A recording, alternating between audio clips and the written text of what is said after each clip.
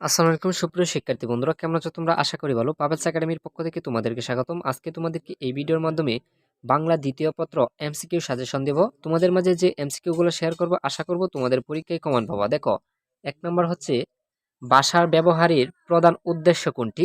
উত্তর হচ্ছে গ, মনের ভাব প্রকাশ করা। 2 হচ্ছে মানুষ নিচের কোনটির সাহায্য সম্পূর্ণভাবে মনের ভাব প্রকাশ করতে পারে?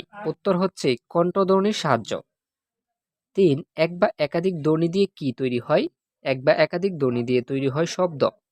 আর মানুষ মনের ভাব আদান প্রদানের জন্য কি ব্যবহার করে? উত্তর বাক্য। 5, ভাষা হলো ভাব প্রকাশের মাধ্যম। 6, বাক্যর সমষ্টিকে কি বলে? উত্তর ভাষা। মনের ভাব প্রকাশের বাহন কোনটি? উত্তর ভাষা। মানুষের কণ্ঠ নিঃশব্দ বাক্য সংকেতের সংগঠনকে বলে ভাষা। দৃষ্টি প্রতিবন্ধীদের ভাষাকে কি বলে? উত্তর ব্রেইল পদ্ধতি।